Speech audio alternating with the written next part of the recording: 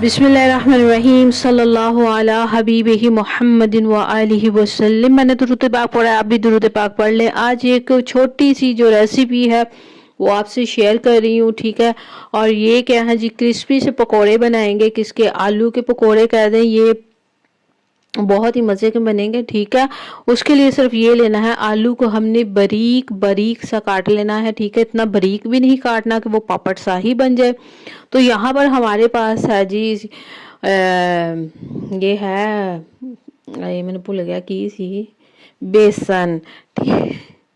अच्छा जी, यहाँ पर हमारे पास बेसन था। बेसन के अंदर जो है ना वो हरा धनिया मैंने डाला है, ठीक है। उसके बाद जो 1 से 2 चम्मच आप कॉर्न स्टार्च, जिसे कॉर्न फ्लॉस भी कहा जाता है, उसके डाल लें।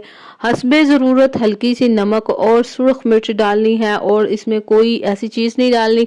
और थोड़ी सी आप हल्दी डाल दें, क्योंकि हल्दी से इसका कलर रंग बड़ा सोना हो जाता है ना।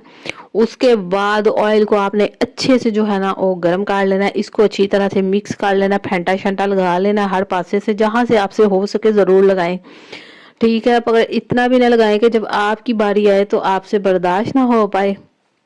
अच्छा जी, ये तो एक जस्ट जोक में बात चली गई। बहरहाल जी, यहाँ पर जो है ना मैंने क्या किया कि इसका एक पेस्ट सा जो वो तैयार कर लिया है। हुण असी इहदे विच इहनूं डोबा लवाना है, इस तरह इनू डुबकियां लवानियां। डुबकियां लवाने तो बाद इन्नियां भी नहीं लवानियां, ठीक है।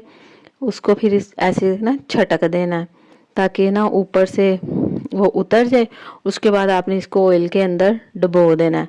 जैसे ही आपने इसको डुबोया और ये इसको डुबकी लगाई और वो फिर आ गया ऊपर। जैसे ही ऊपर आया तो ए वेखो किड्डे सोने माशाअल्लाह ए बन गए ने जी आलू क्रिस्पी जे।